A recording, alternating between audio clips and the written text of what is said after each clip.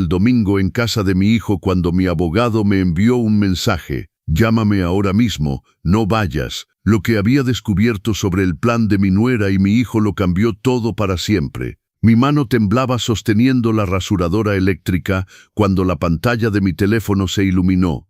Era domingo, 4:30 de la tarde. Había elegido mi camisa azul marino, esa que mi esposa Elena siempre decía que me hacía ver distinguido, y estaba terminando de arreglarme. La loción para después de afeitar aún fresca en mi rostro cuando leí el mensaje que haría colapsar mi mundo. Señor Mendoza, llámeme ahora mismo, urgente, no vaya a la cena. El licenciado Ramírez nunca usaba mayúsculas, nunca me enviaba mensajes los domingos. Mi corazón se aceleró de una manera que no había sentido desde el día en que Elena tuvo su primer derrame cerebral hace 6 años. Llamé con los dedos helados. Contestó a la primera. Señor Mendoza, está solo en su casa. Su voz cargaba algo que me asustó más que todo. Lástima. Sí, licenciado Ramírez, ¿qué sucedió? Me senté al borde de la cama porque mis piernas ya no me sostenían bien. Señor Mendoza, descubrí algo grave, muy grave, concerniente a Miguel y Valentina. Sentí como si el suelo hubiera desaparecido bajo mis pies. Déjame explicarte quién es el licenciado Ramírez y por qué se estaba metiendo en mi vida. Hace 3 meses, después de cumplir 70 años, decidí finalmente organizar mi testamento. Soy viudo. Tengo un patrimonio que construí con mi difunta esposa Elena. 3 farmacias en las colonias residenciales de Guadalajara, 2 departamentos que rentamos, la casa donde vivo y ahorros por 8 o 5 millones de pesos. No soy millonario, pero no tengo que pedirle nada a nadie. El licenciado Ramírez es abogado especializado en sucesiones. Fue él quien se encargó de todo cuando Elena falleció. Hombre serio, meticuloso, de esos que no hablan por hablar. Y ahora estaba al otro lado del teléfono diciéndome que no fuera a cenar a casa de mi único hijo. Recuerda que me pidió revisar todos sus documentos antes de finalizar el testamento. Continuó con voz controlada. Encontré irregularidades serias. Alguien abrió una empresa usando sus datos. Mi estómago se revolvió. ¿Cómo que, licenciado? ¿Qué empresa? Una sociedad de consultoría creada hace 8 meses. Según los documentos que pude consultar, usted aparece como socio inversionista con firma certificada ante notario. Nunca firmé nada de eso. Nunca. Lo sé, señor Mendoza, por eso lo llamo. Esta empresa tiene deudas. 3 millones de pesos de débitos voluntarios que van a recaer sobre los socios. Y uno de los socios principales hizo una pausa dolorosa. Su hijo Miguel y su esposa Valentina. El mundo se detuvo, en ese momento, con la rasuradora todavía en la mano y la camisa azul marino que había elegido con tanto cuidado, entendí que la cena del domingo no era una celebración familiar. Era una trampa y había estado a punto de caer de cabeza. Si quieres saber cómo termina esta historia, suscríbete al canal Los Consejos del Abuelo y activa la campanita para no perderte ningún detalle de este camino, porque lo que va a seguir, nadie estaba preparado. Si quieres saber cómo termina esta historia, suscríbete al canal y activa la campanita para no perderte ningún detalle de este camino, porque lo que va a seguir, nadie estaba preparado. Necesitas entender quién soy antes de continuar. Porque lo que Miguel y Valentina hicieron no fue solo robarme dinero, fue intentar borrar todo lo que construí con mis propias manos. Me llamo Roberto Mendoza, tengo 70 años y cada arruga en mi rostro cuenta una historia de lucha. Nací en una familia humilde de Tlaquepaque, hijo de obrero y costurera. Estudié farmacia trabajando de día como auxiliar de enfermería. Conocí a Elena en la facultad. Ella tenía 5 años menos que yo. Ya estaba titulada, soñaba con tener su propio negocio. Nos casamos en Yo tenía 23 años y unas ganas inmensas de salir adelante en la vida. La primera farmacia la abrimos en 1983, un local pequeño en la colonia americana de Guadalajara. Yo preparaba las recetas, Elena se encargaba de la parte comercial. Trabajábamos 14 horas al día. Miguel nació ese mismo año y yo lo arrullaba en su cuna improvisada atrás de la farmacia mientras preparaba medicamentos. Fueron años difíciles, pero crecimos. En 1995 abrimos la segunda sucursal, en 2004 la tercera. Elena siempre decía: Roberto, no estamos construyendo un negocio, estamos construyendo una herencia para Miguel. Y yo creía en eso con cada fibra de mi ser. Cuando Elena tuvo su primer derrame en 2017, asumí todo solo. Las farmacias, los empleados, los proveedores, las cuentas. Ella estuvo 2 años en cama antes de partir. 2 años donde fui esposo, enfermero y empresario al mismo tiempo. Miguel ya era adulto, trabajaba como ejecutivo en un banco y rara vez aparecía para ayudar. Pero nunca reclamé, nunca le reproché nada porque era mi hijo y pensaba que tenía su propia vida que atender. Después del fallecimiento de Elena en 2019, vendí una de las farmacias, no por necesidad, sino porque estaba cansado. 64 años, viudo reciente, necesitaba respirar. Con el dinero de la venta compré los 2 departamentos que rento hoy. Ingresos pasivos de 56,000 pesos mensuales. Las otras 2 farmacias siguen funcionando, administradas por empleados de confianza. Me dan una ganancia neta de aproximadamente 40,000 pesos al mes. No soy rico, pero soy independiente, y esa independencia me costó 40 años de trabajo duro. La casa donde vivo es amplia, en una zona tranquila de Chapalita. 3 recámaras, un jardín que cuido yo mismo, una sala donde todavía está el sillón favorito de Elena. No quise deshacerme de él. A veces me siento ahí y siento como si ella todavía estuviera conmigo, aconsejándome. Miguel es mi hijo único y siempre fue mi debilidad. Se formó en administración, construyó su carrera en Banamex, se convirtió en director de sucursal a los 36 años. Siempre fue responsable, serio, educado, un hijo del cual cualquier padre estaría orgulloso, hasta que Valentina entró en su vida. Se conocieron hace 4 años, en 2021. Ella trabajaba como agente inmobiliaria, tenía 30 años, 10 menos que Miguel, bonita, rubia de cabello liso y largo, siempre maquillada, siempre con ropa de marca, sonrisa amplia, voz dulce, esa manera de hacer que todos se sintieran especiales. Me cayó bien al principio. Pensé que finalmente mi hijo había encontrado a alguien que lo hacía feliz. Se casaron en 2022, boda pequeña pero elegante. Pagué la mitad de los gastos, 380,000 pesos. Valentina lloró en mi hombro diciendo que yo era el suegro que siempre había soñado tener. Ahora sé que fueron lágrimas de cocodrilo. Las primeras señales comenzaron de manera sutil. Valentina siempre comentaba sobre mis objetos de valor cuando venía de visita. El reloj de oro que perteneció a mi padre, la platería antigua que heredé de mi abuela, los cuadros que decoran la sala. Y luego vinieron las peticiones, siempre delicadas, siempre bien justificadas. Suegro, tenemos una oportunidad increíble de inversión. Podría prestarnos 140,000 pesos. Se los devolvemos en 3 meses. Presté, nunca volví a ver el color de ese dinero. Pero lo peor todavía estaba por venir. Y cuando el licenciado Ramírez terminó de contarme todo al teléfono ese domingo fatídico, me di cuenta de que no había sido solo ingenuo. Había sido completamente ciego. ¿Conoces esa sensación cuando miras hacia atrás y te das cuenta de que todas las señales estaban ahí, gritando frente a tu cara, pero elegiste no verlas? Eso es exactamente lo que sentí mientras el licenciado Ramírez hablaba por teléfono. Porque la verdad es que Valentina venía preparando el terreno desde hace mucho tiempo, y yo, cegado por el amor hacia mi hijo, dejé que pasara. Después de esos casi 140,000 pesos, las cosas comenzaron a cambiar.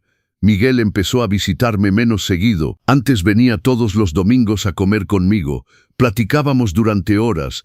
Me contaba del trabajo, los proyectos, la vida. Pero después de la boda, las visitas se fueron espaciando.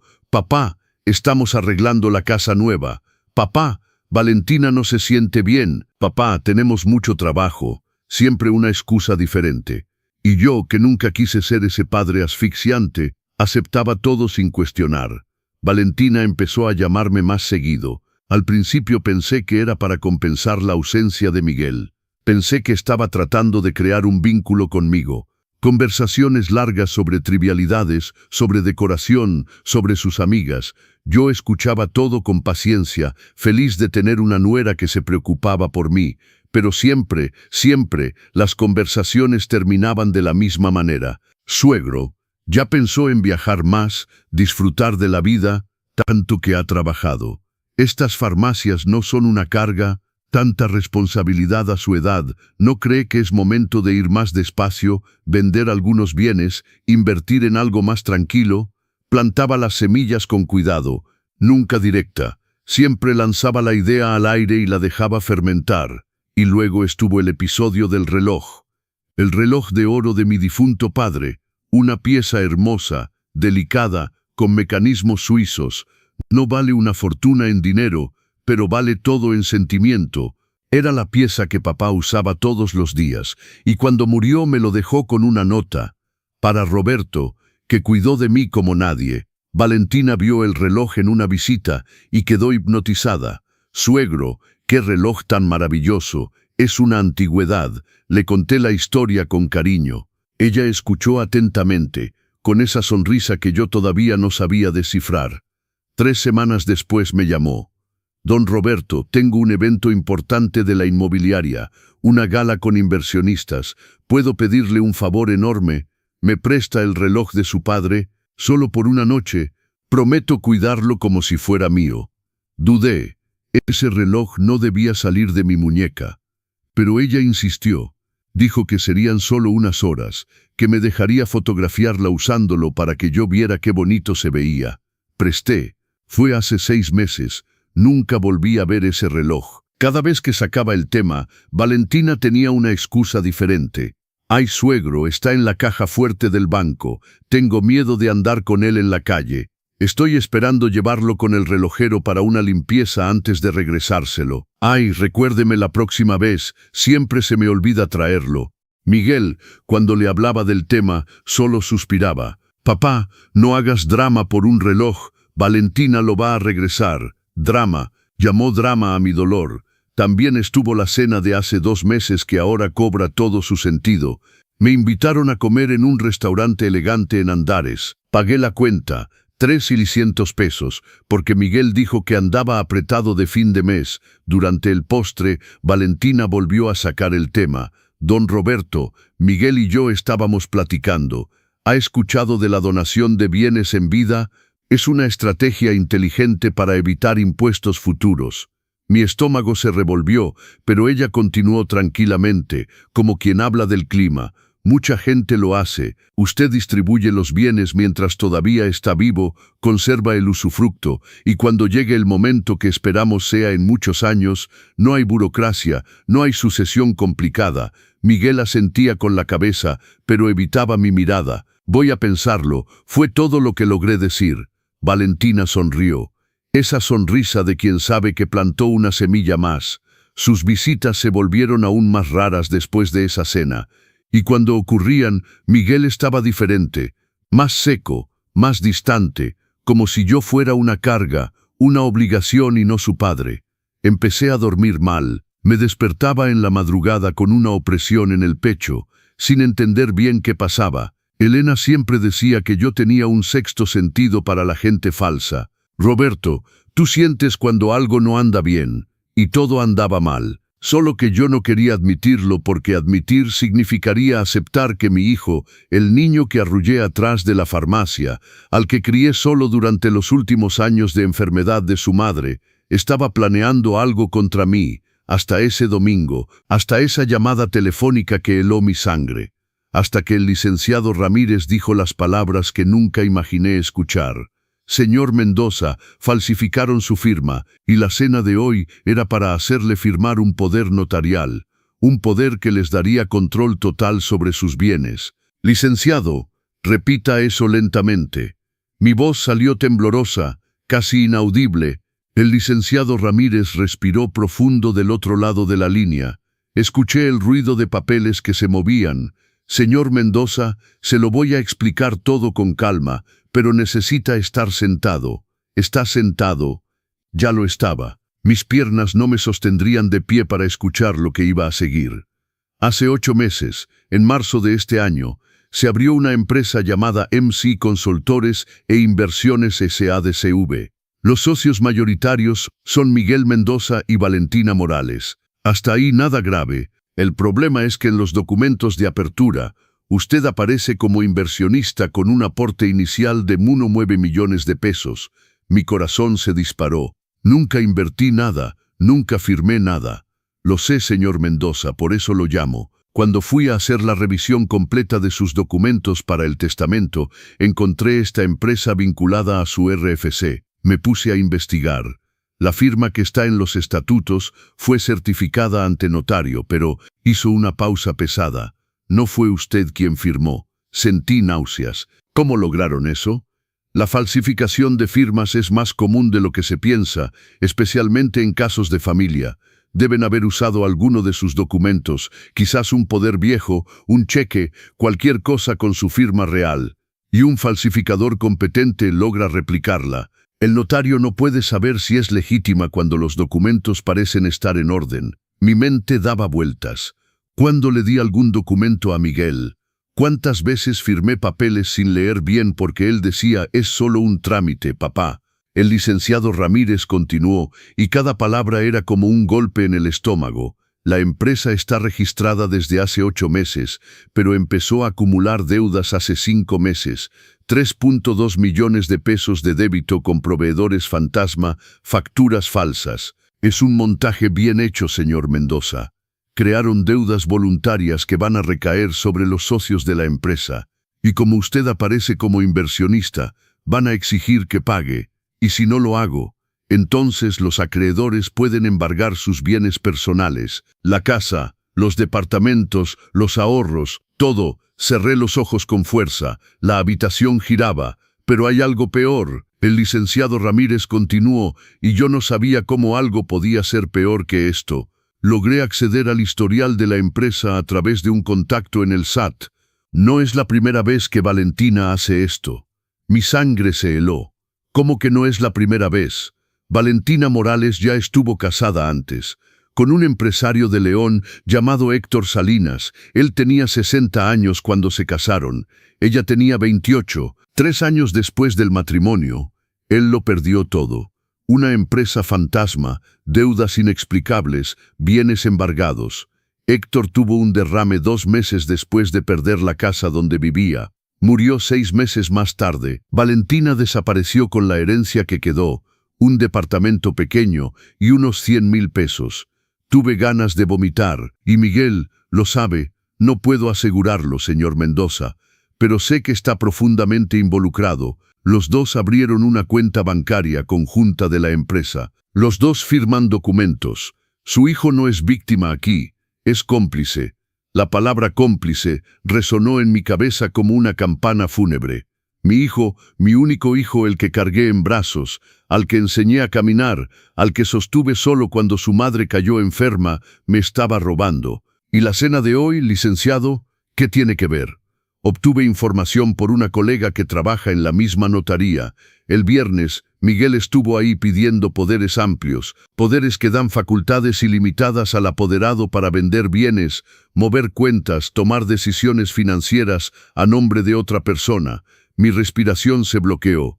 La colega lo encontró extraño y me llamó porque recordaba que yo me ocupo de sus intereses. Dijo que Miguel parecía ansioso. Preguntó si el documento podía firmarse en un ambiente familiar, sin presencia de testigos externos. Ella le explicó que no, que un poder debe hacerse ante notario, pero van a intentar hacerme firmar en su casa de todas formas. Completé, la voz saliendo ronca. Y después llevan el papel con su firma y hacen la certificación por similitud en otra notaría usando documentos falsos, o simplemente usan la firma para otros fines. Señor Mendoza, si firma cualquier papel hoy, van a tener acceso a todo, y no habrá vuelta atrás. El silencio que siguió fue ensordecedor. Miré el espejo de la recámara. El hombre que me devolvía la mirada estaba pálido, con los ojos muy abiertos, sosteniendo una rasuradora olvidada en la mano. Me había preparado para una cena familiar. Había elegido mi camisa bonita porque quería darle gusto a mi hijo. Me había arreglado las uñas el viernes, pensando que era un gesto de cariño, y él estaba preparando una trampa. Licenciado, ¿qué hago ahora? Su voz se volvió firme, casi paternal. Ahora, señor Mendoza, usted no va a esa cena, Va a inventar cualquier excusa, un dolor de cabeza, un malestar, lo que sea. Mañana por la mañana viene a mi despacho. Vamos a presentar acciones judiciales inmediatamente. Vamos a probar la falsificación, anular su participación en esa empresa y demandarlos a ambos por fraude y falsificación de documentos. Lágrimas empezaron a rodar por mi rostro, nublando mi vista. Mi hijo licenciado, mi hijo, lo sé, señor Mendoza, lo sé, pero ahora tiene que protegerse. Prométame que no irá a esa cena. Se lo prometo.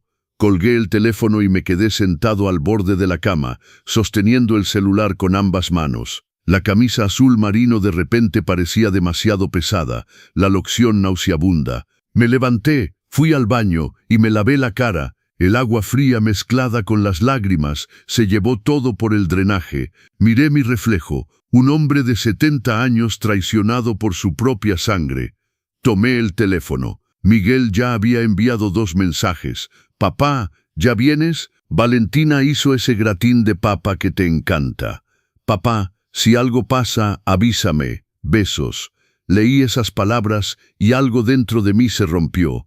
No tristeza, rabia. Rabia por haber sido tan ingenuo.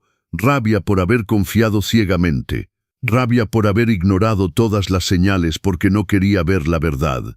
Escribí la respuesta con los dedos todavía temblorosos.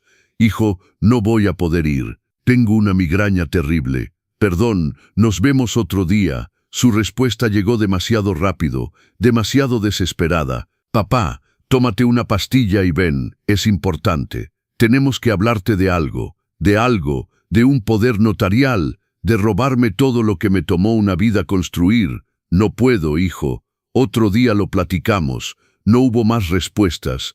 Me quité la camisa azul marino y me puse un pijama viejo y cómodo. Me senté en el sillón de Elena, el mismo donde ella leía el periódico los domingos, y ahí, en ese silencio pesado de la casa vacía, tomé una decisión. No solo iba a defenderme, iba a contraatacar. Pasé toda la noche despierto. No pude comer, no pude ver televisión, no pude hacer absolutamente nada más que quedarme sentado en ese sillón, mirando al vacío mientras mi cabeza daba vueltas sin parar. La casa estaba demasiado silenciosa, ese tipo de silencio que duele, que pesa sobre los hombros como una piedra. Cada rincón de esa sala me recordaba algo, el librero donde Miguel guardaba sus libros de escuela, la marca en la pared donde yo medía su estatura cada cumpleaños, la foto de su graduación en la universidad con esa sonrisa grande y orgullosa. Me levanté y fui hasta el portarretrato, lo tomé con cuidado, como si fuera a quemarme las manos. Miguel tenía 23 años en esa imagen, birrete en la cabeza, diploma en las manos, abrazado conmigo y su madre. Elena todavía estaba sana, fuerte, sonriendo a su manera, y yo estaba radiante porque mi hijo se había titulado, porque habíamos ganado juntos. Recuerdo como si fuera ayer. Trabajé doble turno en la farmacia para pagar las colegiaturas de la universidad privada. Miguel quería estudiar en la mejor, y yo hice que pasara. Vendí el carro que tenía en ese entonces, un Tsuru que adoraba, para pagar el último semestre cuando faltó dinero. Nunca me quejé, nunca dije me debes esto, porque era mi hijo y los padres hacen eso. Nos sacrificamos sin esperar nada a cambio más que verlos felices, pero ahora, mirando esa foto, solo podía pensar una cosa: ¿dónde fallé? Volví a poner el portarretrato en su lugar y caminé hasta el cuarto de huéspedes, la recámara que era de Miguel cuando vivía aquí. Abrí la puerta despacio. Todavía está la cama individual, el closet con algo de ropa vieja suya, el escritorio donde estudiaba para el bachillerato. Me senté en la cama y hundí mi rostro en las manos. Lloré. Lloré como no lloraba desde el funeral de Elena, pero eran lágrimas diferentes. No era el duelo por perder a alguien que murió, era el duelo por perder a alguien que todavía estaba vivo pero que ya no reconocía. Porque el Miguel que yo conocía, el niño que me besaba cuando llegaba cansado del trabajo, que me llamaba solo para decir «te quiero, papá», que lloró en mis brazos el día que su madre murió, ese Miguel había desaparecido. En su lugar había un hombre que falsificó mi firma, que creó una empresa fantasma, que planeó una trampa para hacerme firmar documentos y perderlo todo. ¿Cómo? ¿Cómo un hijo le hace esto a su propio padre? Me levanté y abrí el closet. Ahí al fondo, guardadas en una caja de zapatos, había un montón de cartitas que Miguel me había escrito a lo largo de los años. Día del padre, cumpleaños, fechas al azar. Tomé una al azar. Era del Día del Padre de 2009. Tenía 24 años. Papá, gracias por nunca rendirte conmigo. Gracias por trabajar tanto para darme todo lo que necesitaba. Algún día te voy a devolver todo esto. Te quiero más que a nada. Tu hijo Miguel, devolver. Dijo que me iba a devolver. Y me devolvió, robándome. Las lágrimas volvieron más fuertes. Rompí la carta, luego rompí otra y otra, hasta que hubo pedazos de papel regados por el suelo y mis manos temblaban de rabia. Rabia, tristeza, vergüenza, todo mezclado en un nudo en la garganta que no bajaba. Miré al techo y hablé solo, como si Elena pudiera escucharme desde algún lugar. ¿Ves esto? ¿Ves en qué se convirtió nuestro hijo? Tanto que trabajamos. ¿Para qué? Pero Elena no estaba y yo tenía que lidiar con esto solo. Regresé a la sala y tomé el teléfono. Abrí los mensajes de Miguel. Retrocedí, leyendo las conversaciones de los últimos meses. Y cada mensaje que releía ahora tomaba un nuevo sentido. Papá, no olvides guardar ese documento que te pedí. ¿Qué documento? Ya había usado mi firma antes. Papá, Valentina platicaba que sería bueno que conocieras a su contador. Está especializado en gestión de patrimonios. Contador. Claro. Otra pieza del rompecabezas. Papá, me tienes confianza, ¿verdad? Este mensaje de hace 3 semanas. Y ahora entendía. Estaba probando, preparando el terreno. Aventé el teléfono al sillón y me levanté. No iba a poder dormir. No iba a poder descansar hasta que hiciera algo. Pero ¿qué hacer? Llamar a la policía, confrontarlo directamente, hacer como que no sé nada. Fui a la cocina e hice un té de manzanilla. Mis manos todavía temblaban al sostener la taza. Me senté a la misma mesa donde Miguel desayunaba antes de ir a la escuela, donde hacía su tarea, donde platicábamos de la vida. Y ahí, en ese silencio del amanecer, con una taza de té enfriándose entre mis manos, tuve una claridad dolorosa. Había criado a Miguel para ser fuerte, trabajador, honesto. Le di todo lo que necesitaba y muchas cosas que no necesitaba. Siempre lo prioricé por encima de mí mismo.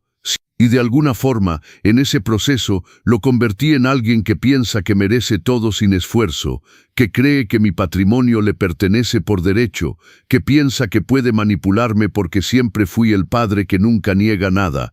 O quizás no era mi culpa. Quizás era Valentina quien lo envenenó poco a poco, mostrándole un camino más fácil, despertando una avaricia que ya estaba ahí dormida.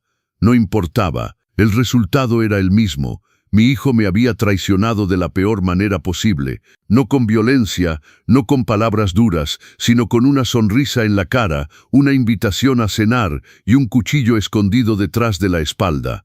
Terminé el té ya frío. El reloj de pared marcaba las 4:20 de la mañana. En unas horas saldría el sol, y cuando saliera el sol, yo tenía que estar listo, porque llorar no iba a cambiar nada. Lamentarse no iba a traer a mi hijo de vuelta. Él hizo su elección, y ahora yo tenía que hacer la mía. Me levanté de la mesa con las piernas todavía débiles, pero con algo nuevo creciendo en mi pecho. Ya no era solo dolor, era determinación.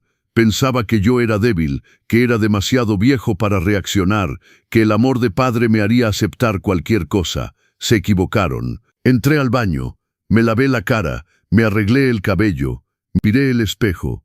Vi a un hombre diferente del que se preparaba para la cena ayer por la tarde. Los ojos estaban rojos pero firmes. La boca, una línea recta de decisión. Se acabaron las lágrimas, le dije a mi reflejo. Ahora es guerra. Y sabía exactamente por dónde empezar. Lunes, 8 de la mañana. Estaba en la puerta del despacho del licenciado Ramírez incluso antes de que él llegara. Me vio sentado en el pasillo, me estrechó la mano con firmeza y dijo solamente, vamos a resolver esto. Entramos a su oficina, un espacio sobrio con estantes llenos de libros jurídicos, un escritorio de madera oscura y olor a café recién hecho.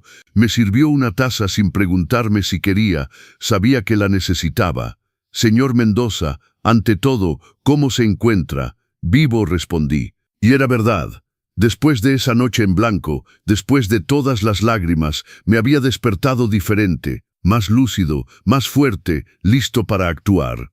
Entonces, vayamos a lo que importa. El licenciado Ramírez abrió un folder grueso sobre el escritorio. Obtuve más información sobre EMSE Consultores. La situación es peor de lo que imaginamos, pero también tenemos municiones para contraatacar. Volteó la computadora hacia mí. En la pantalla, una serie de documentos. Estatutos de la empresa, facturas, extractos bancarios. La empresa se registró con un capital social de 4.7 millones de pesos. De esos, 9 millones declarados como su inversión y 2.8 millones divididos entre Miguel y Valentina. Pero aquí está el detalle interesante. Señaló una línea específica. Esos 2.8 millones que ellos declararon nunca entraron a la cuenta de la empresa. Todo es ficticio. Y los 9 millones que supuestamente yo invertí, ficticios también. La empresa no tiene dinero real, señor Mendoza, solo tiene deudas. Deudas creadas voluntariamente con proveedores que probablemente ni siquiera existen. Es un montaje clásico. Montan la empresa, crean débitos falsos, demandan a los socios. Como usted aparece como inversionista, sería responsable de pagar. Sentí la rabia subir por mi garganta, pero mantuve la voz calmada. ¿Cuál es el siguiente paso? Vamos por 3 frentes. Primero, acción judicial para anular su participación en la empresa, probando la falsificación de firma. Segundo, peritaje grafológico de los documentos. Tercero, demanda penal contra ambos por fraude, falsificación de documentos e intento de estafa.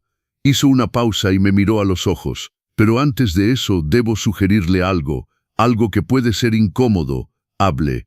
Necesitamos más pruebas concretas de sus intenciones. Y para eso sugiero contratar a un investigador privado. Alguien que pueda documentar encuentros, conversaciones, movimientos financieros. Entre más pruebas tengamos, más fuerte será nuestro caso. No dudé ni un segundo. Contrátelo. El licenciado Ramírez tomó el teléfono e hizo una llamada. Habló bajo, profesional. Cuando colgó, anotó un nombre en un papel y me lo dio. Marco Ledesma. Es el mejor investigador privado que conozco. Discreto, eficiente. Va a empezar hoy mismo. Doblé el papel y lo guardé en mi bolsillo. Y respecto a mis bienes, pueden intentar algo mientras tanto. Ya tomé la libertad de registrar una notificación extrajudicial bloqueando cualquier intento de transferencia de propiedad de sus inmuebles. También aconsejé a su banco exigir su presencia física para cualquier movimiento superior a 10,000 pesos. Nadie toca su patrimonio sin que usted autorice personalmente. Respiré aliviado, al menos eso estaba protegido. Y ahora, señor Mendoza, hay otra cosa que debemos considerar. El licenciado Ramírez cruzó los dedos sobre el escritorio. ¿Cómo va a actuar con Miguel y Valentina? Se van a dar cuenta de que algo no está bien cuando usted no aparezca, cuando no responda al contacto. Necesitamos una estrategia. Pensé un momento. Una idea empezó a formarse en mi cabeza. Voy a hacer exactamente lo que ellos esperan de mí. ¿Cómo? Voy a ser el padre ingenuo, el viejo crédulo. Voy a contestar las llamadas, voy a ser amable, voy a hacer como si no supiera nada. Mientras tanto reunimos las pruebas. Una sonrisa discreta apareció en el rostro del abogado. ¿Está seguro? Va a ser difícil fingir normalidad. Crié a ese muchacho, licenciado. Si hay alguien que sabe actuar para él, soy yo. Salí del despacho con un folder lleno de documentos, un plan trazado y un nombre anotado. Marco Ledesma. Lo llamé en cuanto subí al carro. Marco, me llamo Roberto Mendoza. El licenciado Ramírez me dio sus datos. La voz del otro lado era grave, objetiva. Señor Mendoza, ya estoy al tanto del caso. Necesito que me dé todos los detalles. Dirección, rutina, placas del carro, horarios. Entre más información tenga, mejor. Pasé los siguientes 20 minutos contándole todo. El departamento donde vivían Miguel y Valentina, un edificio en Providencia. El banco donde Miguel trabajaba, su carro, un Mazda 3 gris. Los lugares que frecuentaban. Déjeme trabajar. En 3 días tengo un reporte preliminar. 3 días parecía una eternidad, pero podía esperar. Había esperado toda una vida para descubrir quién era realmente mi hijo. 3 días no era nada. Regresé a casa y antes de quitarme el saco, el teléfono sonó. Era Miguel. Respiré profundo. Hora de actuar. Bueno, hijo, papá, qué susto nos diste ayer. ¿De verdad te sentiste mal? Su voz sonaba preocupada, casi convincente. Ay, hijo, fue una migraña terrible, de esas que te dejan postrado. Pero ya estoy mejor. Qué bueno, papá. Estábamos preocupados. Valentina mandó mensaje. Dice que si quieres te lleva un caldito. Valentina llevándome caldito. Como si fuera un tonto que no ve una serpiente cuando está frente a mí. Qué amor de su parte. Pero no hace falta. Ya estoy bien. Entonces reprogramemos la cena para el viernes. De verdad tenemos que hablarte de algo. El viernes. Perfecto, hijo. Me muero de ganas. Perfecto, nos vemos entonces. Te quiero, papá. Yo también te quiero. 2 palabras que antes me derretían y ahora me daban náuseas. Pero funcionó. Se lo creyó. Pensaba que todo estaba bajo control. Mi náusea. Los días siguientes fueron los más largos de mi vida. Continué mi rutina normal. Levantarme temprano, cuidar el jardín, ir al mercado, pero por dentro estaba en alerta máxima. Cada llamada de Miguel, cada mensaje de Valentina, respondía con la dulzura ensayada de alguien que no sabe nada. El miércoles, Marco me llamó. Señor Mendoza, tenemos movimiento. Mi corazón se aceleró. ¿Puede hablar? Anoche Valentina se reunió con un hombre en un restaurante en Chapultepec. No era su hijo. Logré tomar fotos. Las envío. 2 minutos después, las fotos llegaron a mi teléfono. Valentina, hermosa como siempre, sentada en una mesa íntima con un hombre de unos 45 años. Cabello canoso, traje caro, se reían. En una foto ella tocaba su mano. En otra se besaban. Sentí como si me hubieran dado una bofetada. No porque Valentina engañara a Miguel. A estas alturas, nada de lo que ella hiciera me sorprendería. Pero porque mi hijo también estaba siendo engañado, y una parte de mí, esa parte que todavía era padre a pesar de todo, sufrió por él. ¿Quién es el hombre? Estoy investigando, pero hay más. Logré acceder a los extractos bancarios de la empresa a través de un contacto. MC Consultores tiene movimientos extraños, transferencias a cuentas de terceros, retiros en efectivo. Y hay un nombre que aparece mucho, Julián Pacheco. ¿Quién es? No estoy seguro todavía, pero voy a averiguarlo. El viernes por la mañana, víspera de la cena reprogramada, Marco me llamó de nuevo. Esta vez su voz era diferente, más tensa. Señor Mendoza, necesita venir a mi oficina ahora mismo. Descubrí algo que tiene que ver en persona. Fui inmediatamente. Cuando llegué, tenía un sobre manila sobre el escritorio. Lo abrió con cuidado y esparció varias fotos y documentos frente a mí. Julián Pacheco es el hombre de las fotos con Valentina, y es el tercer socio oculto de MC Consultores. Tomé una de las fotos, el mismo hombre del restaurante. Y hay más. Marco puso sobre el escritorio un screenshot de una conversación de WhatsApp. Logré acceder a su teléfono a través de, digamos, medios de investigación. Lea la conversación. Leí, y cada palabra era una puñalada. Valentina, calma mi amor. 1 mes más y tenemos todo. El viejo va a firmar sin siquiera darse cuenta. Julián y Miguel no va a sospechar. Valentina, Miguel es patético. Hace todo lo que le ordeno. Después de que logremos tomar los bienes del suegro, pido el divorcio y estaremos juntos. Julián, no puedo esperar. Eres increíble, ¿sabes? Valentina, lo sé. Hice lo mismo con Héctor y funcionó. Con este viejo carcamán va a ser aún más fácil. Solté el papel sobre el escritorio. Mis manos temblaban tanto que apenas podía sostenerlo. Viejo carcamán, así me llamó. Marco me sirvió un vaso de agua. También hay audio. Grabé una conversación entre ella y Julián ayer. Si quiere escuchar, quiero. Apretó play en su teléfono. La voz de Valentina resonó, clara y venenosa. Roberto es un idiota. Trabajó toda su vida y ahora va a perderlo todo sin siquiera darse cuenta. Miguel está completamente bajo control. Hace lo que sea por mí, mañana firma los papeles y en 2 meses vendemos todo, 3 millones para cada uno. Después me deshago de ese perdedor y nos largamos del país. La grabación terminó. El silencio que quedó era ensordecedor. Miré a Marco con los ojos empañados, pero no de tristeza, de rabia absoluta. Dale like si crees que proteger tu dignidad no es venganza, es justicia. Y suscríbete a los consejos del abuelo, porque la confrontación que viene va a dejar a todos sin palabras. Tengo todo lo que necesito, más que suficiente. Con esto van a responder penalmente. Me levanté y tomé el sobre con todas las pruebas y lo guardé en mi maletín. Marco, gracias. ¿Cuánto le debo? Después arreglamos. Ahora vaya a su casa y descanse. Mañana va a ser un día largo. Regresé a casa conduciendo en automático. Cuando me estacioné en el garage, me quedé unos minutos solo respirando, agarrando el volante con fuerza. Mañana era la cena, el momento que ellos habían planeado para destruirme, pero yo tenía otros planes. Tomé el teléfono y le envié un mensaje al licenciado Ramírez. Licenciado, necesito que esté disponible mañana por la noche y traiga testigos. Va a haber una cena que nunca van a olvidar.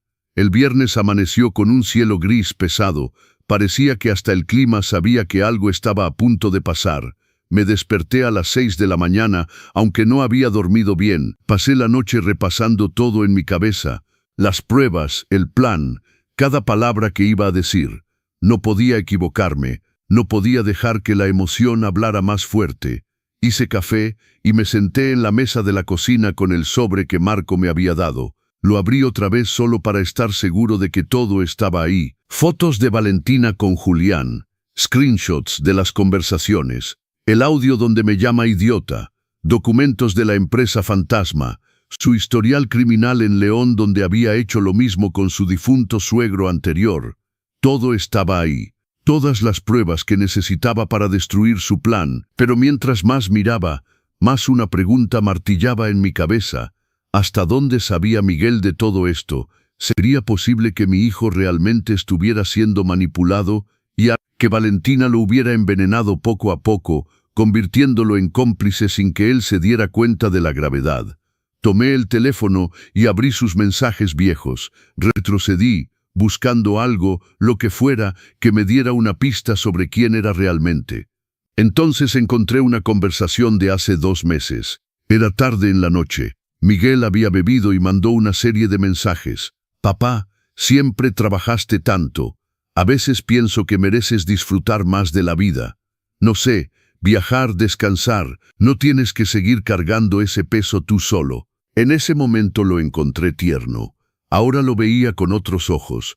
Estaba preparando el terreno, plantando la idea de que yo debía deshacerme de los bienes, confiárselo todo a él para que se encargara. Seguí bajando y encontré otro mensaje de hace 3 semanas. Papá, Valentina y yo platicábamos. Nos tienes confianza, ¿verdad? Solo queremos tu bien. Siempre. Confianza. Me preguntó si le tenía confianza. Y yo respondí, hijo, eres todo lo que tengo. Confío en ti con los ojos cerrados. Con los ojos cerrados. Qué amarga ironía. Aventé el teléfono sobre la mesa y sostuve mi cabeza entre las manos.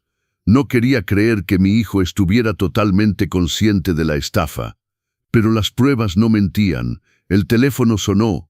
Era el licenciado Ramírez. Señor Mendoza, buenos días. ¿Está listo para hoy? Listo. Confirmó a los testigos. Confirmado. Yo, mi asociado el licenciado Salazar y la actuaria Beatriz. Estaremos ahí a las 7 de la noche como acordamos. No nos verán llegar. Nos estacionaremos 2 calles antes y entraremos discretamente. Perfecto. Y señor Mendoza, tenga cuidado. La gente desesperada hace tonterías. Si en algún momento se siente amenazado, salga de ahí inmediatamente. No voy a salir. Esta confrontación tiene que suceder. Tienen que mirarme a los ojos y saber que lo descubrí todo. Hubo una pausa del otro lado. Usted es más fuerte de lo que imaginaba. La fuerza se aprende cuando no tienes opción, licenciado. Colgué y me fui a preparar. Elegí ropa sencilla pero elegante. Pantalón negro, camisa blanca, un suéter de lana que Elena me había regalado en nuestro aniversario de bodas. Quería verme presentable, pero no vulnerable. Miré en el espejo y vi a un hombre que no reconocía del todo. Más duro, más frío, más vivo. A las 6 mi teléfono sonó. Era Miguel. «Papá, ¿todo bien para esta noche? Te esperamos a las 7». Respiré profundo antes de contestar, ajustando el tono de voz para sonar normal. «Todo bien, hijo. Hasta tengo ganas. Hace mucho que no cenamos juntos. Es verdad, va a ser especial». Valentina preparó todo con mucho cariño, y después de cenar platicamos de ese tema del que te comenté. Ese tema, el poder notarial, el golpe final. «Claro, hijo, lo platicamos». Colgué y miré el reloj. 2 horas. 2 horas hasta el momento de la verdad. Tomé el teléfono y le envié un último mensaje al licenciado Ramírez. «Licenciado, nos vemos a las 7 y traiga su mejor pluma. Van a firmar confesiones esta noche». El gratín de papa estaba intragable. No porque estuviera mal hecho. Valentina había hecho su mejor esfuerzo, sino porque cada bocado bajaba como cemento por mi garganta. Sonreía, asentía, fingía interés en las historias banales que contaban, pero por dentro contaba los minutos. Miguel llenó mi copa de vino por tercera vez. Noté el gesto. Quería que me relajara, que bajara la guardia. Bebí sorbos pequeños, dejando siempre la copa casi llena. Tenía que estar completamente lúcido para lo que iba a seguir. «Papá, estás callado hoy». Miguel me miró con esa expresión de falsa preocupación. Todo bien, hijo, solo cansado. La semana estuvo pesada». Valentina se levantó para traer el postre, un flan de cajeta que dijo haber hecho especialmente para mí. Cuando regresó, también traía un folder negro bajo el brazo. Mi estómago se apretó. Era la hora. «Don Roberto, antes del postre, queríamos platicarle de algo importante». Valentina puso el folder sobre la mesa junto a mi plato. Su sonrisa seguía dulce, pero había algo en los ojos. Ansiedad, urgencia. «Pueden platicar, mija». Miguel intercambió una mirada rápida con ella, una mirada que ya no podía interpretar como complicidad de pareja, era complicidad de crimen. «Papá, sabemos que has trabajado mucho, manejar las farmacias, las rentas, toda la burocracia». Hizo una pausa calculada, y pensábamos, «¿No quieres descansar un poco? ¿Disfrutar de la vida? ¿Viajar?». Ahí venía el discurso ensayado.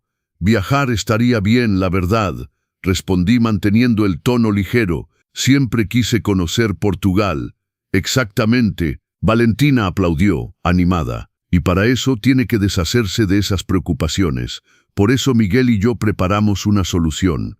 Abrió el folder y sacó un documento, varias páginas engrapadas con filigrana oficial, sello de notario falso en los márgenes. «Esto es un poder notarial especial». Valentina deslizó el papel hacia mí con su dedo perfectamente arreglado de rojo. «Con esto nosotros podemos encargarnos de toda la parte burocrática por usted. Pagos, gestión de los inmuebles, movimientos bancarios, todo. Usted se queda libre para vivir y nosotros nos ocupamos del resto». Tomé el documento y fingí leer con atención. Las palabras estaban ahí, técnicas, frías, poderes ilimitados, venta de bienes, movimiento financiero total. Era exactamente lo que el licenciado Ramírez había predicho. La trampa completa impresa en papel oficial. «Es mucha responsabilidad para ustedes», dije levantando la vista. «No quiero sobrecargarlos. Papá, queremos hacerlo». Miguel se inclinó hacia adelante, tomando mi mano. «Tú hiciste todo por mí toda mi vida. Ahora déjame devolverte eso. Déjame cuidar de ti». Devolverte. Esa palabra otra vez. Miré a los ojos de mi hijo y busqué realmente una señal del niño que fue, un rastro de arrepentimiento, de duda, de humanidad. No encontré nada más que avaricia mal disfrazada de preocupación. «Pensaron en todo, ¿verdad?». Mi voz salió extrañamente calmada. «Pensamos en todo». Valentina sacó una pluma cara de su bolsa y la puso frente a mí. «El documento está listo. Solo falta su firma. Podemos resolver esto ahora mismo y usted sale de aquí libre, ligero y feliz». «Libre». Qué broma cruel. Tomé la pluma. Miguel y Valentina se miraron, una sonrisa de victoria escapándose casi de sus labios.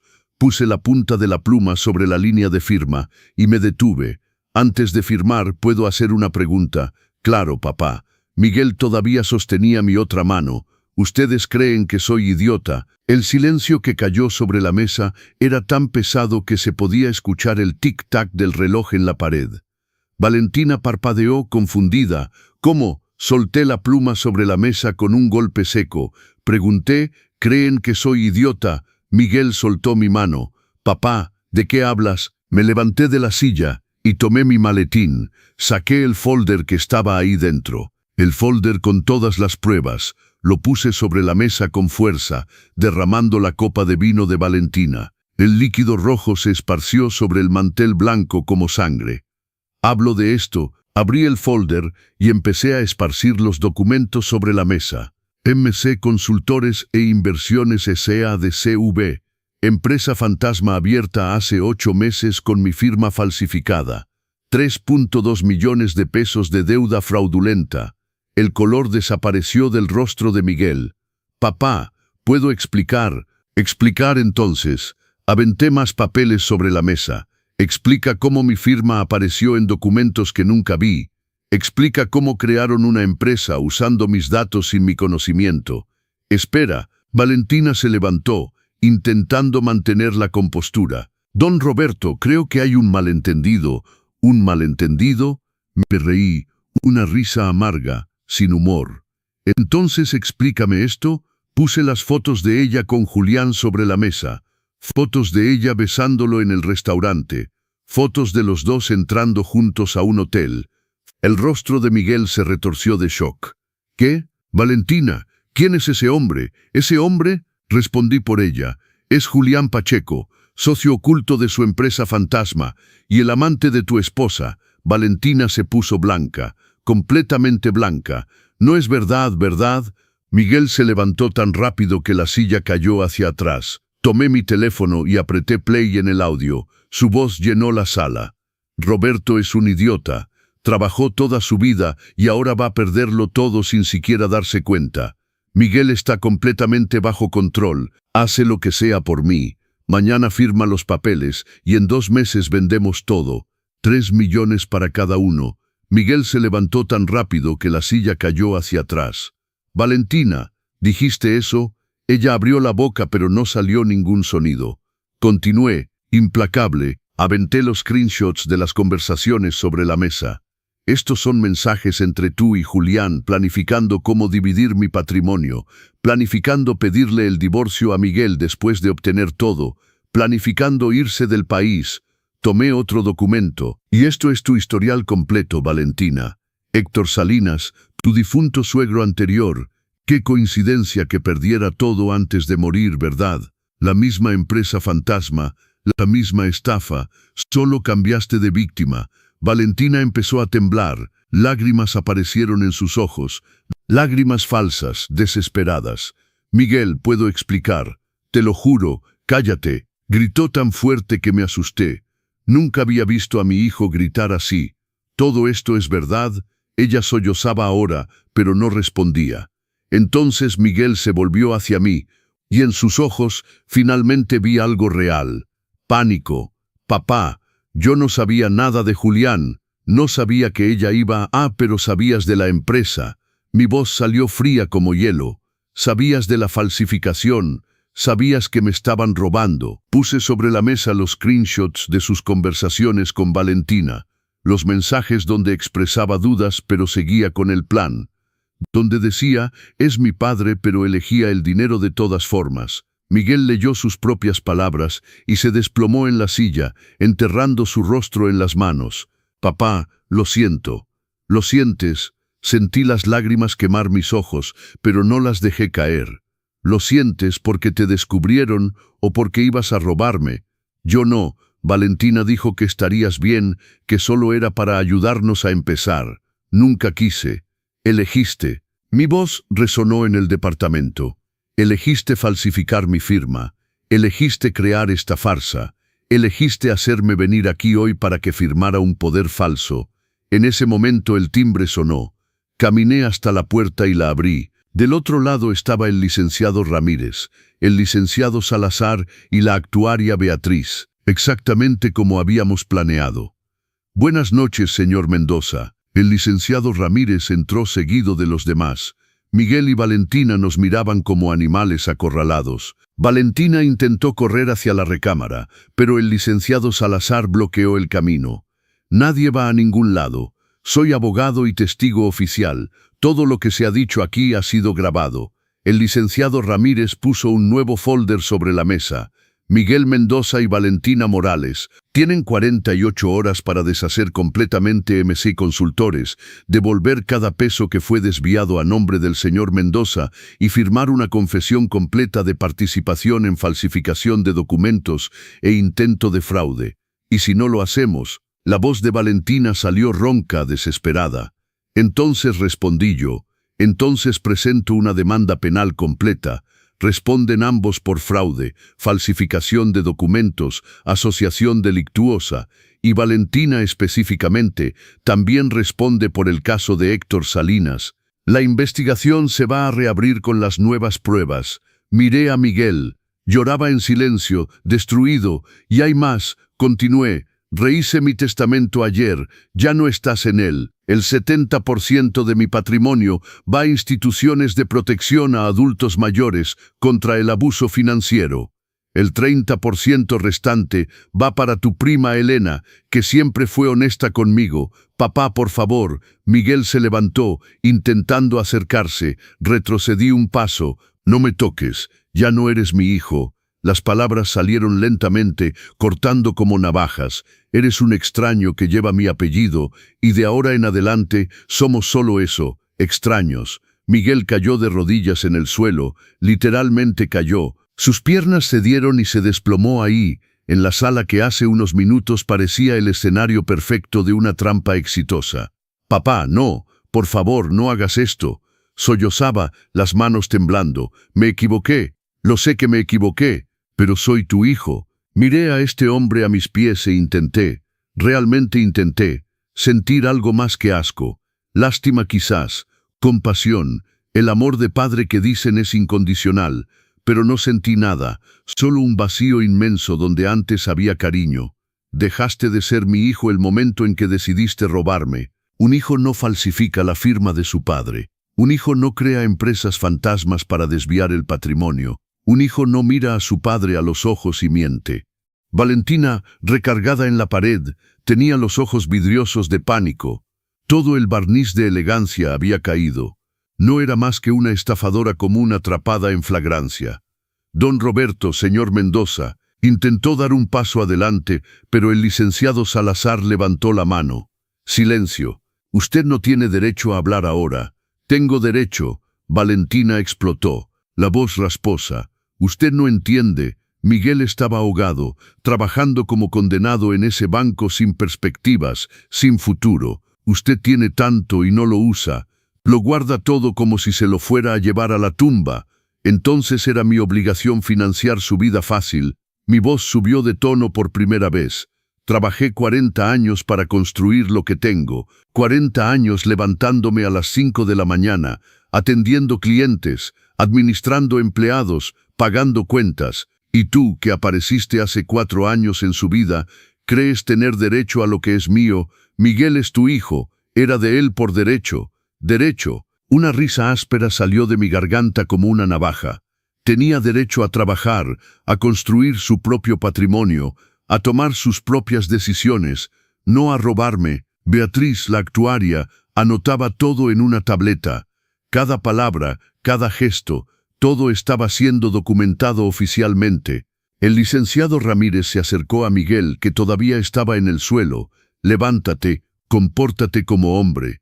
Miguel se arrastró hasta la silla, el rostro hinchado de tanto llorar. Valentina se quedó de pie, recargada en la pared, los brazos cruzados en una postura defensiva patética. Tienen 48 horas. El licenciado Ramírez repitió, sacando un documento del folder. Aquí está la lista exacta de lo que debe hacerse. 1. Disolver inmediatamente MC Consultores y declarar el cierre ante el SAT. 2. Firmar una confesión completa de participación en el montaje, reconociendo la falsificación y el dolo. 3. Devolver los 140,000 pesos que le pidieron prestados al señor Mendoza hace 2 años. Miguel levantó la cabeza, los ojos rojos. No tengo ese dinero. Entonces vende algo, pide un préstamo, no me importa. Mi voz salió seca, pero vas a devolver hasta el último peso. Y el reloj, el licenciado Ramírez se volvió hacia Valentina.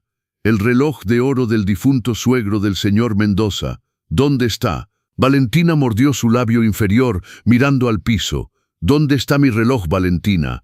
Repetí, dando un paso en su dirección. Silencio. ¿Dónde está mi reloj? Lo vendí, gritó de vuelta, explosiva. Lo vendí hace 3 meses. Necesitaba dinero para pagarle a Julián.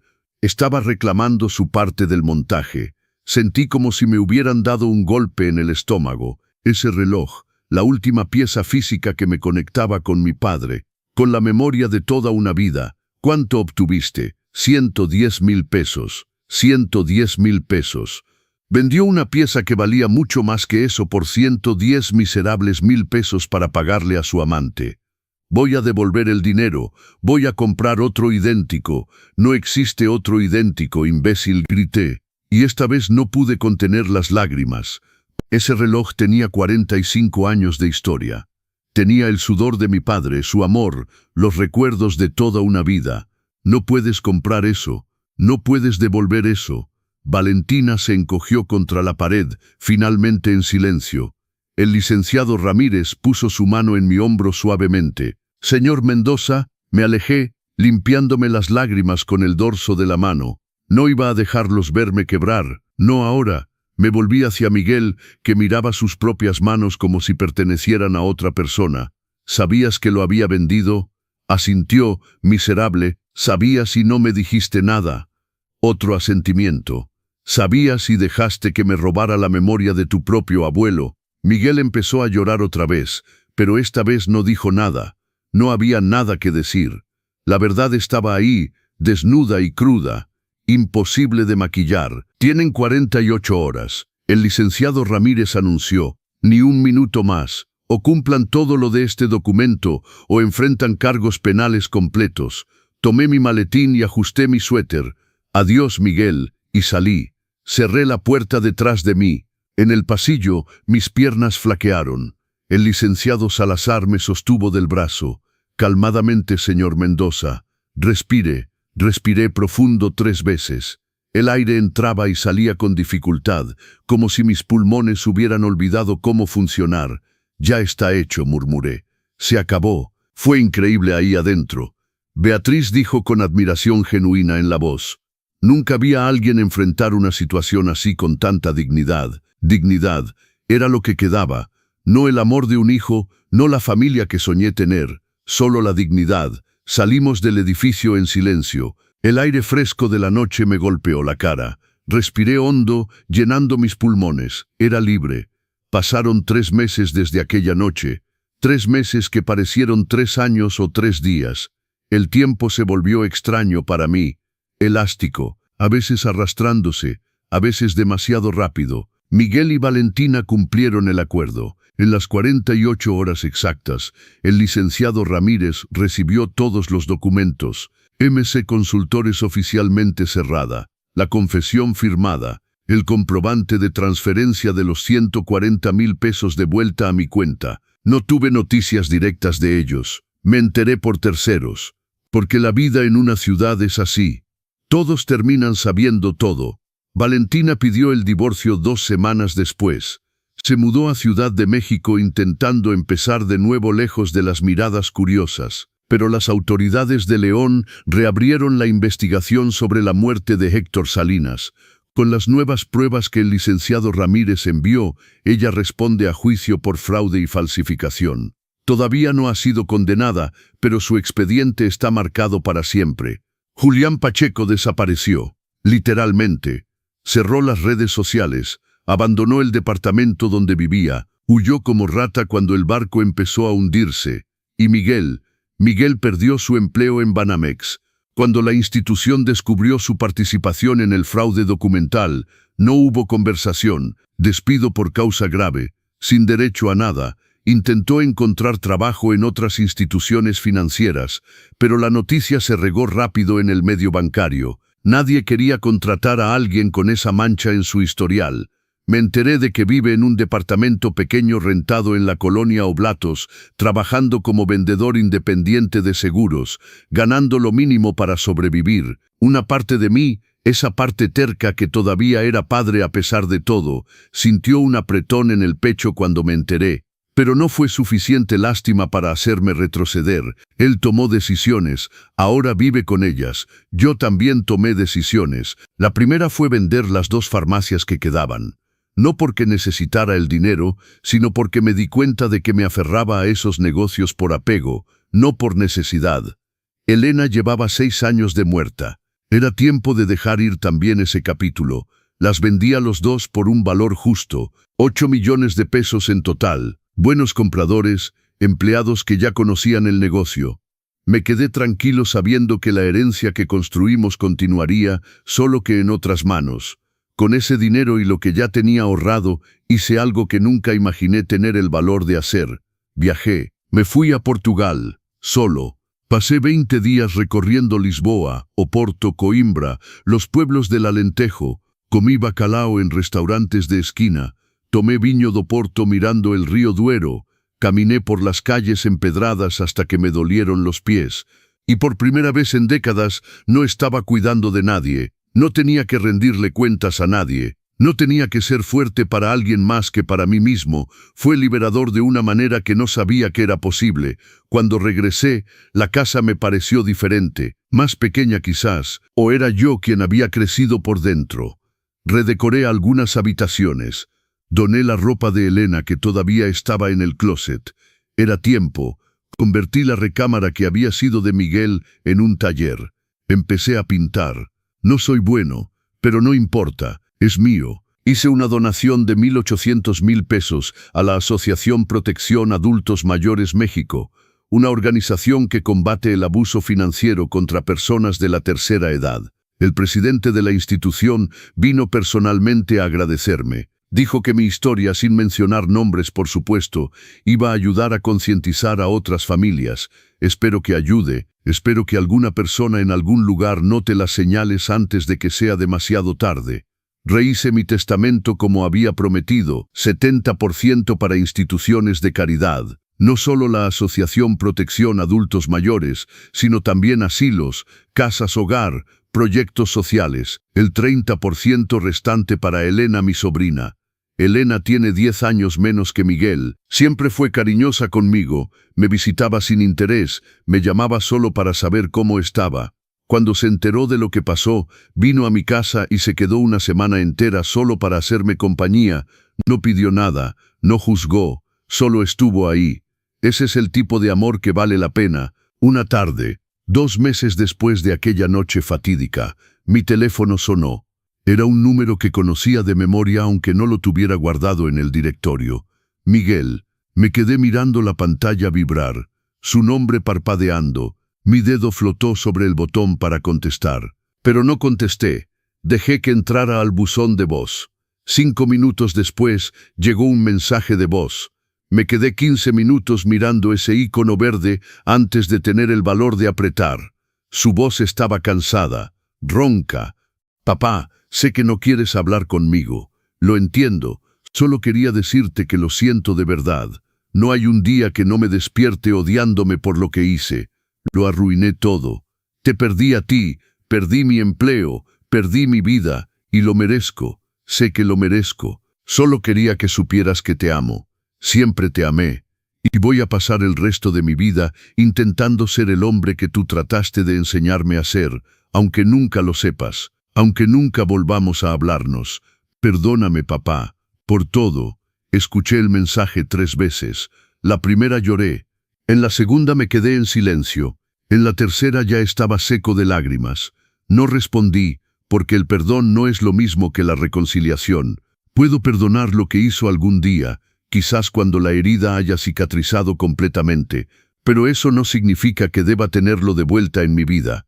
Algunos puentes cuando se queman no deben reconstruirse. Hoy me despierto temprano porque quiero, no porque debo. Tomo mi desayuno lentamente, leyendo el periódico en la terraza. Cuido mi jardín. Planté nuevas orquídeas. Florecen hermosamente. Platico con amigos. Juego dominó los jueves por la tarde. Camino en el parque, vivo. Realmente vivo sin cargar el peso de quien no merece ser cargado. La semana pasada me crucé con una conocida en el supermercado. Me preguntó con esa curiosidad mal disfrazada: «Don Roberto, ¿es cierto que usted y Miguel ya no se hablan? ¿Que se pelearon?». Pude haber dado una respuesta evasiva. Pude haber mentido para salvar las apariencias. Pero la miré a los ojos y dije la verdad. Es cierto, mi hijo intentó robarme y yo elegí mi dignidad. Se quedó sin palabras, seguí empujando mi carrito. Tranquilo, porque no le debo explicaciones a nadie, y no tengo vergüenza de mis decisiones. Esta noche me senté en mi sillón, el que era de Elena y que ahora es solo mío, y miré alrededor de la sala, los cuadros nuevos que compré, las plantas que crecen saludables, la paz que finalmente habita este espacio. Tomé una hoja de papel y una pluma, no sé exactamente por qué, pero me dieron ganas de escribir, quizás para ordenar mis pensamientos, quizás para dejar un testimonio. Escribí: aprendí que proteger mi paz no es egoísmo, es supervivencia. Aprendí que el amor de padre no puede ser una debilidad, que dar todo no significa aceptar todo. Aprendí que la familia es quien está a tu lado en los peores momentos, no quien solo aparece cuando necesita algo. Aprendí que puedo volver a empezar a los 70 años, que la edad es solo un número y la dignidad no tiene fecha de vencimiento. Aprendí que duele perder a un hijo, pero duele más perderse a uno mismo. Doblé el papel y lo guardé en el cajón. Algún día quizás alguien lo encuentre y lo lea, quizás sirva de consuelo o de advertencia. Me levanté, fui a la ventana. Afuera la ciudad estaba iluminada, viva, siguiendo su ritmo, y yo, Roberto Mendoza, viudo, ex empresario, hombre de 70 años y alma renovada, finalmente estaba en paz, porque aprendí la lección más difícil de todas, que a veces amar a alguien significa dejarlo ir, y que amarse a uno mismo significa quedarse. Mina, hace una semana recibí una llamada del licenciado Ramírez. Señor Mendoza, tengo noticias. Mi corazón se aceleró por un momento. Buenas o malas, depende de cómo lo vea. Valentina fue formalmente acusada en León. Con las pruebas que presentamos, el caso de Héctor Salinas se reabrió. Enfrenta de 5 a 10 años de prisión si es condenada. Y Miguel, hubo una pausa. Miguel no enfrenta cargos penales porque cumplió el acuerdo. Pero su vida, bueno, usted ya sabe, el banco lo tiene en lista negra. Difícilmente conseguirá trabajo en el sector financiero otra vez. Asentí aunque él no podía verme. Gracias por informarme, licenciado. Señor Mendoza, si me permite una pregunta personal, ¿cómo se siente? Pensé en la pregunta. Realmente pensé. Me siento libre. Y era verdad. Ayer jueves estaba en el parque caminando cuando vi a un padre joven jugando con su hijo. El niño tendría unos 5 años. Se reía mientras su papá lo perseguía entre los árboles. Me detuve a mirar. Un nudo se formó en mi garganta. Recordé cuando Miguel tenía esa edad, cuando todo era simple, cuando yo era su héroe y él era mi mundo entero. ¿En qué momento se rompió todo? Quizás nunca lo sabré, quizás no importa. Seguí caminando. Esta mañana, mientras desayunaba, sonó el teléfono. Un número desconocido. Bueno, don Roberto Mendoza. Sí, soy yo. Habla la maestra Gabriela del Asilo San Francisco. Recibimos su donación de 300,000 pesos. No sabe cuánto significa para nosotros. Vamos a poder arreglar el comedor y comprar sillas de ruedas nuevas para los abuelitos. Queríamos invitarlo a conocer el asilo, si gusta. Sonreí. Me encantaría. El sábado a las 11. Ahí estaré. Colgué sintiéndome más ligero. Esto es lo que quiero hacer con lo que me queda de vida. Ayudar. Vivir con propósito. No acumular para que alguien que no lo valora lo herede. El sábado fui al asilo. Era un lugar sencillo pero limpio, bien cuidado. Los adultos mayores me recibieron con sonrisas, algunos en sillas de ruedas, otros con bastones, todos con historias en los ojos. Platicamos, me contaron de sus vidas, de sus familias. Algunos tenían hijos que los visitaban seguido, otros llevaban meses sin recibir una llamada. Uno de ellos, don Raúl, un señor de 82 años, me dijo algo que se me quedó grabado. Sabe, don Roberto, lo peor de envejecer no es el cuerpo que falla, Es darte cuenta de quién realmente te quiso y quién solo estaba esperando que te murieras para heredar. Nos miramos, entendimiento mutuo, dolor compartido, pero usted está aquí, continuó don Raúl, todavía vivo, todavía fuerte. Eso significa que ganó. Tenía razón, gané. Esa noche, de regreso a casa, me detuve en el mercado de las flores. Compré un ramo de margaritas, las favoritas de Elena. Fui al panteón. Hacía meses que no iba. Me senté frente a su tumba y puse las flores en el florero. «Hola, mi amor», dije en voz baja. «Siento no haber venido antes. Han pasado muchas cosas». Le conté todo, la traición, la confrontación, las decisiones que tomé. Hablé como si ella pudiera escucharme, como si estuviera ahí sentada a mi lado. «Hice lo correcto, ¿verdad?», pregunté al final. «Tú me entiendes. Tú siempre fuiste más fuerte que yo para estas cosas». El viento sopló suavemente. Las hojas de los árboles susurraron, y en ese silencio sentí algo.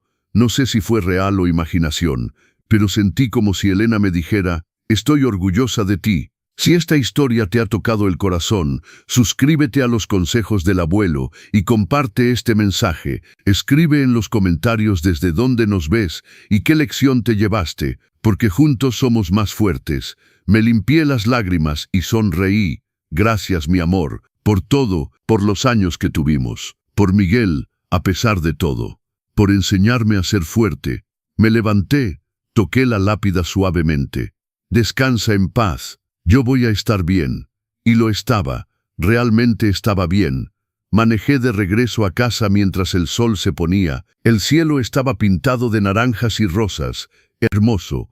Pensé en todo lo que había perdido, pero también en todo lo que había ganado. Perdí a un hijo, pero gané mi dignidad. Perdí la ilusión de una familia perfecta, pero gané paz mental.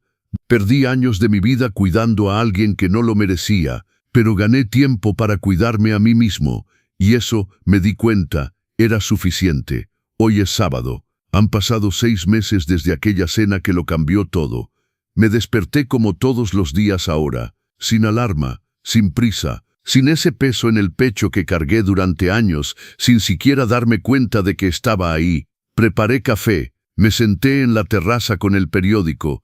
El sol de la mañana calentaba mi rostro. Las orquídeas que planté hace 3 meses están floreciendo, moradas, blancas, algunas con manchas amarillas, hermosas. No soy experto en jardinería, pero aprendí que las orquídeas necesitan paciencia, no se apuran, florecen cuando están listas, cuando las condiciones son correctas. Como yo, tenía 70 años cuando descubrí la traición, 70 años cuando mi mundo colapsó. 70 años cuando tuve que elegir entre el amor de padre y mi propia dignidad. Y elegí la dignidad. Ahora, 6 meses después, con 71 años recién cumplidos, puedo decir algo que nunca pensé que diría: soy feliz. No la felicidad de tener todo lo que quieres, sino la felicidad de finalmente saber quién eres y qué mereces. Ayer recibí una carta, llegó por correo certificado. La dirección del remitente me heló la sangre, la colonia Oblatos, el departamento de Miguel. Me quedé mirando el sobre durante 10 minutos antes de abrirlo. Dentro había una carta escrita a mano. Reconocí la letra inmediatamente. Era de Miguel. Papá, sé que no quieres saber de mí. Respeto eso. Respeto tu decisión y la merezco. No te escribo para pedirte perdón otra vez. Ya lo hice y sé que las palabras no bastan. Te escribo porque necesito que sepas algo. Estos 6 meses han sido los más duros de mi vida. Perdí todo, el trabajo, la casa bonita, la reputación, la esposa que nunca me amó de verdad. Y lo más doloroso, te perdí a ti. Pero también gané algo, gané claridad. Entendí que fui un cobarde, que elegí el camino fácil, que me dejé convencer de que merecía algo que no había ganado, que traicioné al único hombre que siempre estuvo ahí para mí. Vendo seguros ahora, de puerta en puerta. Es humillante después de haber sido director de sucursal, pero lo necesitaba. Necesitaba tocar fondo para entender el valor del trabajo, el valor de lo que tú construiste con tus manos. Cada peso que gano ahora me cuesta sudor, y cada vez que cuento mis billetes al final del día, pienso en ti, en cómo trabajaste así durante 40 años para darme una vida que yo desprecié. No te pido que me perdones, no te pido que me vuelvas a hablar, solo quiero que sepas que finalmente entendí. Entendí que un padre no es un banco, que la familia no es un recurso para explotar, que el amor no se demuestra robando, sino sacrificándose. Aprendí tarde, papá, demasiado tarde para nosotros, pero no demasiado tarde para mí. Voy a ser mejor, no por ti, por mí, porque no quiero seguir siendo el hombre que te traicionó. Gracias por todo lo que me diste. Sobre todo, gracias por enseñarme la última lección, la más dolorosa pero la más importante, que la dignidad vale más que el dinero. Te amo, papá. Siempre te voy a amar. Miguel. Leí la carta 3 veces. Lloré en las 3, pero no le respondí. No porque no me haya conmovido, me conmovió profundamente, sino porque algunas lecciones solo se aprenden en la distancia. Y Miguel necesita aprender esto solo. Doblé la carta con cuidado y la guardé en el cajón junto al papel donde escribí mis propias reflexiones. Quizás algún día, dentro de años, cuando la herida haya cicatrizado completamente, podamos hablar. Quizás. Pero hoy no. Hoy todavía elijo mi paz. Esta mañana fui al gimnasio. Sí, al gimnasio. A mis 71 años empecé a hacer ejercicio. No levanto mucho peso, no corro maratones, pero camino en la caminadora, hago estiramientos, me muevo. Mi entrenador, un muchacho joven de 30 años llamado Andrés, me dijo algo la semana pasada que se me quedó grabado. Don Roberto, usted es mi alumno más disciplinado, viene más consistente que tipos de la mitad de su edad. ¿Cuál es su secreto? Le sonreí. No es secreto, mijo, es que finalmente entendí que este cuerpo es lo único que realmente me pertenece. Y merece que lo cuide. Andrés me miró con respeto. Ojalá mi papá pensara así. Tiene 65 y solo se sienta a ver tele y a quejarse de que está viejo. Dile que la vejez no es una sentencia de muerte, le respondí. Es solo otro capítulo. Y depende de nosotros si es un capítulo aburrido o una aventura. Salí del gimnasio sintiéndome vivo, fuerte, capaz. A mis 71 años, estoy en mejor forma física y mental que a los 60, porque finalmente me estoy cuidando a mí mismo. El martes fui al notario. El licenciado Ramírez me acompañó. ¿Está seguro de esto, señor Mendoza?, me preguntó en el camino. Completamente seguro. Firmé la donación. El 70% de mi patrimonio dividido entre 5 instituciones de caridad. El acta notarial quedó registrada, irrevocable. Cuando salimos, el licenciado me estrechó la mano. Es usted un hombre extraordinario, señor Mendoza. Muy poca gente hace lo que usted está haciendo. No soy extraordinario, licenciado. Solo aprendí que el dinero que te llevas a la tumba es dinero desperdiciado. Mejor usarlo ahora para algo que importa. Esa noche dormí como no dormía en años, profundo, sin pesadillas, sin preocupaciones. Manu, ayer por la tarde estaba regando las orquídeas cuando mi vecina, doña Lupita, una señora de 68 años que vive sola desde que enviudó, se asomó por la cerca. Don Roberto, ¿puedo preguntarle algo? Claro, doña Lupita, ¿es cierto lo que dicen, que usted desheredó a Miguel? Aquí estaba otra vez, la gente y su curiosidad. Pero doña Lupita no preguntaba con morbo. Había algo diferente en su voz, preocupación real. Es cierto, ¿puedo contarle algo? Por supuesto. Se acercó más, bajando la voz aunque no había nadie más. Mi hijo Ramiro, él quiere que le firme la casa. Dice que es para evitar impuestos cuando yo muera, que es lo mejor para todos, pero algo no me da buena espina. Mi corazón se aceleró, las señales, las mismas malditas señales. Doña Lupita, su hijo la visita seguido, solo cuando necesita algo. Le ha pedido dinero prestado varias veces. Nunca me ha devuelto nada. Le ha dicho que está muy vieja para manejar sus cosas. Su rostro se descompuso. ¿Cómo lo supo? Me quité los guantes de jardinería y me acerqué a la cerca. Doña Lupita, no firme nada, nada, ni en su casa ni en ningún lado sin tener a un abogado de confianza presente. Si su hijo insiste, es señal de que algo no está bien. Pero es mi hijo, yo también pensaba eso, y casi pierdo todo. Le conté mi historia, no todos los detalles, pero lo suficiente. Ella escuchó con los ojos cada vez más abiertos. Cuando terminé, tenía lágrimas en las mejillas. Gracias, don Roberto, gracias por decirme esto. Mañana voy a llamar a un abogado. ¿Quiere el número del licenciado Ramírez? Es muy bueno y honesto.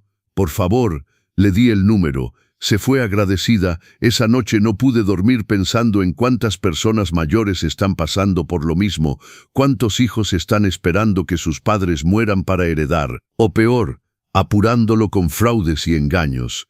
Y me di cuenta de algo: mi historia no puede quedarse solo conmigo. Tiene que servir para algo. Esta mañana llamé al presidente de la Asociación Protección Adultos Mayores. Maestro González, habla Roberto Mendoza. Don Roberto, qué gusto escucharlo. ¿Cómo está? Bien, muy bien. Lo llamo porque tengo una propuesta. Quiero dar pláticas, quiero contar mi historia para ayudar a otras personas mayores a identificar las señales de abuso financiero familiar. Hubo un silencio sorprendido.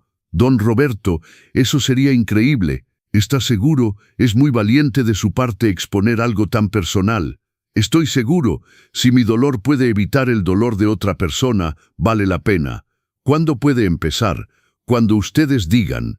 La primera plática la di hace 3 días, en un centro comunitario de la colonia Chapalita. Había 50 personas, todos mayores de 60. Les conté todo: la traición, las señales que ignoré, el fraude, la confrontación, la decisión de elegir mi dignidad. Cuando terminé, el silencio era total. Entonces una señora de 73 años levantó la mano. Don Roberto, mi hija me pidió que le pusiera la casa a su nombre hace 2 meses. Yo pensaba hacerlo la próxima semana. Después de escucharlo, creo que voy a pensarlo mejor. Luego otro señor: mi hijo me saca dinero cada mes diciendo que es para inversiones. Nunca me ha mostrado ningún comprobante. Voy a exigirlos. Y otro más: usted me abrió los ojos, don Roberto. Pensé que estaba siendo mal padre por dudar de mi hijo, pero tengo derecho a protegerme. Al final de la plática, al menos 15 personas se acercaron para agradecerme. Algunos llorando, otros con rabia recién descubierta, todos despertando. Esa noche llegué a casa exhausto pero pleno. Finalmente mi dolor servía para algo. Hoy es sábado, como dije al principio, y esta tarde tengo algo especial. Me puse una camisa bonita, pantalón de vestir, me peiné con cuidado, me puse la colonia que Elena me regaló hace años. Voy a una cena, pero no como la de hace 6 meses. Esta vez voy a cenar con Elena, mi sobrina, y con sus 2 hijos, mis sobrinos nietos de 18 y 20 años. Familia real, familia que me quiere sin esperar nada a cambio. Antes de salir, me detuve frente al espejo del recibidor. Miré al hombre que me devolvía la mirada. 71 años, cabello completamente blanco, arrugas profundas alrededor de los ojos y la boca, manos con manchas de la edad, pero ojos brillantes, espalda derecha, sonrisa real. Este hombre ya no es el que estaba preparándose para aquella cena hace 6 meses. Este hombre es más fuerte, más sabio, más libre. Hola Roberto, le dije a mi reflejo. ¿Estás bien? ¿Realmente estás bien? Y lo estaba. Si estás leyendo esto, si llegaste hasta aquí, déjame decirte algo. No importa cuántos años tengas, 60, 70, 80, no es tarde para elegirte a ti mismo. No es egoísmo proteger lo que construiste, es dignidad. No es crueldad poner límites a la familia, es amor propio. No es cobardía alejarte de quien te hace daño, aunque sea tu propia sangre, es supervivencia. Yo pasé 70 años de mi vida poniendo a otros primero, a mi esposa, a mi hijo, a mis clientes, a mis empleados, a todos. Y cuando finalmente me puse a mí mismo primero, cuando elegí mi paz sobre la aprobación de otros, me llamaron egoísta. Pero ¿sabes qué? Prefiero ser un egoísta en paz que un mártir destrozado. La familia no es quien comparte tu sangre, es quien comparte tu carga, quien aparece cuando no tiene que aparecer, quien ama sin condiciones, sin agendas ocultas, sin esperar tu muerte para beneficiarse. Y si no tienes esa familia, está bien, puedes crear una nueva, de amigos, de vecinos, de gente que conoces en el camino. Yo lo hice, y nunca me sentí menos solo. Si eres padre o madre leyendo esto y sientes que tus hijos te están usando, escúchame bien, tienes permiso para decir no. Tienes permiso para poner límites, tienes permiso para proteger lo que es tuyo, tienes permiso para vivir tu vida sin culpa. No les debes tu patrimonio a tus hijos, se lo debes a ti mismo, a tu esfuerzo, a tus años de sacrificio. Si quieres heredar, hereda. Si quieres donar, dona. Si quieres gastar todo viajando por el mundo, gástalo. Es tu dinero, tu vida, tu decisión. Y si ellos no lo entienden, es problema de ellos, no tuyo. Si eres hijo o hija leyendo esto y reconoces en ti mismo las actitudes de Miguel, déjame decirte algo también. Todavía estás a tiempo de cambiar. Todavía puedes elegir ser diferente. Todavía puedes valorar a tus padres por quienes son, no por lo que tienen. Pero tienes que decidirlo ahora, antes de que sea tarde, antes de que ellos tengan que elegir entre su amor por ti y su amor propio. Porque créeme, cuando llegue ese momento, cada vez más padres están eligiendo su dignidad y con razón. Mañana cumplo exactamente 6 meses desde la confrontación. Voy a celebrarlo de una manera especial. Voy a regresar a Portugal, pero esta vez por un mes completo. Voy a caminar por las mismas calles. Voy a comer en los mismos restaurantes. Voy a sentarme en las mismas plazas, pero voy a ser un hombre diferente. La primera vez fui huyendo del dolor. Esta vez voy celebrando la libertad, y cuando regrese voy a seguir dando pláticas, voy a seguir ayudando a personas mayores a protegerse, voy a seguir viviendo cada día como si fuera un regalo, porque lo es, porque aprendí que la vida no es sobre cuánto acumulas, es sobre cuánto vives, no es sobre cuánto heredas, es sobre cuánto disfrutas, no es sobre complacer a todos, es sobre respetarte a ti mismo. Y eso finalmente lo entendí a los 70 años. Tarde quizás, pero no demasiado tarde, porque todavía tengo tiempo. Tiempo para reír, para viajar, para amar, para vivir, y voy a aprovecharlo. Cada segundo, cada minuto, cada día, sin culpa, sin miedo, sin pedir permiso, porque esta vida es mía, y finalmente la estoy viviendo. Mina vopram disperfinal wat pueste. Perdó, Juan fet es perdí por ma.